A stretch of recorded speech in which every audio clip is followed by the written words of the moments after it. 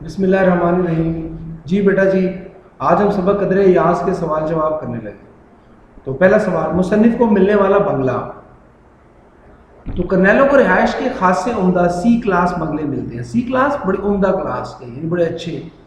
مجھے خوش قسمتی سے ایک ایسا بنگلہ مل گیا جو اپنی کلاس میں بھی انتخاب تھا، یعنی کہ وہ ان اچھے اچھے بنگلوں میں سب سے اچھا بنگلہ تھا۔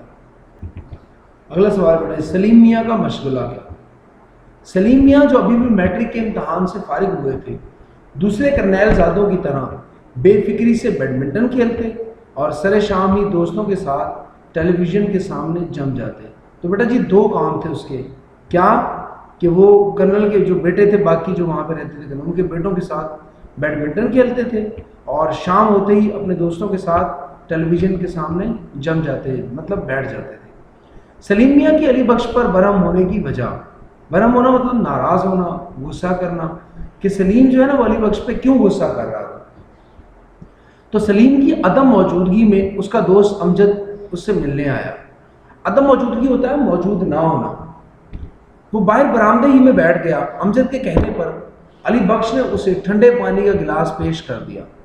سلیم میاں علی بخش کی اس حرکت پر برہم ہوئے کہ اب امجد انہیں دیہاتی سمجھے گا کہ انہیں مہمانوں کی تواضع کا سلیقہ نہیں۔ مطلب دیکھیں کہ آپ نے سبق میں یہ پڑھا تھا کہ وہ یہ کہتا ہے سلیم کہ برآمدے کی بجائے کہاں بٹھانا چاہیے تھا؟ ڈرائنگ روم میں، اور پانی کی جگہ کیا پلانا چاہیے تھا؟ کوکا کولا پلانی چاہیے تھی۔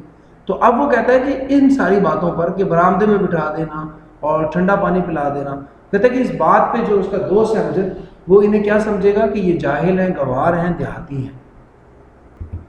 تو دیہاتی لڑکے کا لباس، یعنی دیہاتی لڑکا جب پہلے دن اسکول گیا تو اس نے کیسا لباس پہن رکھا تھا؟ تو بیٹا جی اس کا لباس تھا کہ دیہاتی لڑکا پہلے دن اسکول گیا تو ننگے سر پر صافہ باندھ رکھا تھا۔ صافہ آپ چادر سمجھ لیجیے، بدن پر کرتا اور تہمد، اور پاؤں میں پوٹھو والی جوتا پہن رکھا تھا۔ تو تہمد جو ہے نا بیٹا جی، یہ بھی ایک چادر ہی ہوتی ہے جس شلوار کی جگہ پہنتے ہیں، اور پوٹھو والی جوتا جو ہوتا ہے یہ پیشابی چپل سے مشابہ ہوتا ہے، یعنی اس کی طرح کا ہوتا ہے، ملتا جلتا ہوتا ہے۔ آگے، ماسٹر جی کی چھوٹے چودھری کے گاؤں جانے کی وجہ، کہ ماسٹر جی جو ہے وہ چھوٹے چودھری کے گاؤں کیوں گئے تھے؟ تو یہ وجہ بیٹا جی کہ ایک دفعہ دسمبر میں ماسٹر جی شکار کرنے چھوٹے چودھری کے گاؤں گئے۔ رات ہونے کے سبب ان کے گھر ٹھہرنے کا فیصلہ کر لیا۔ مطلب یہ کہ ان کے گاؤں میں وہ شکار کرنے گئے تھے، ٹھیک ہے، تو وہاں انہیں رات ہوگی، تو رات کو تو وہ شہر آ نہیں سکتے تھے، تو انہوں نے کہا چلو اب کس کے گھر رک جاتا ہوں، میں اپنے شاگرد یعنی چھوٹے چودھری کے گھر رک جاتا ہوں۔ ماسٹر جی کو چائے پیش کی گئی، یعنی ماسٹر جی کو کس طرح چائے پیش کی گئی؟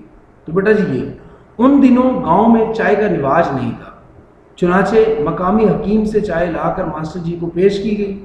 چائے کچھ خاص اچھی نہ بن سکی اور ماسٹر جی نے صرف ایک گھونٹ پی کر رکھ دی۔ اب دیکھیں بیٹا جی کیوں نہیں اچھی بن سکتی تھی؟ کیونکہ گاؤں کے لوگ جو ہے وہ چائے کی جگہ لسی پیش کرتے تھے۔ تو لسی میں مصنف کہتا ہے کہ وہ بے مثال تھے، لاجواب تھی ان کی لسی۔ اب چائے جو ہے وہاں دیکھیں بیٹا جی جب رواج ہی نہیں ہے تو چائے بنائے گا کون، کس طریقے سے؟ ٹھیک ہے، تو یہ پرانے زمانے کی بات ہے کہ جب گاؤں میں چائے نہیں پی جاتی تھی تو ماسٹر جی جو ہے نا چائے کی فرمائش کر دیتے ہیں۔ اب چائے جو ہے وہ کچھ خاص اچھی نہیں بنتی، اور ماسٹر جی اسے کیسے پیتے ہیں کہ صرف ایک گھونٹ پیا اور رکھ دی۔ دیہاتی لڑکے کی کہانی کا سلیم میاں پر کیا اثر ہوا؟ تو سلیم میاں پہ یہ اثر ہوا کہ دیہاتی لڑکے کی کہانی سن کر سلیم میاں کی آنکھیں نم تھیں، اور ایک دیہاتی کے لیے ان میں محبت کی چمک تھی۔ آنکھیں نم ہونا یعنی کہ آنکھیں بھیگی ہوئی تھی، ان میں پانی تھا، آنسو تھے، اور ایک دیہاتی کے لیے ان میں کیا تھی؟ محبت کی چمک تھی۔ مطلب یہ کہ ایک دیہاتی کے لیے اس میں عزت اور احترام تھا۔ تو بیٹا جی یہ کام ختم ہو چکا ہے۔ اللہ حافظ۔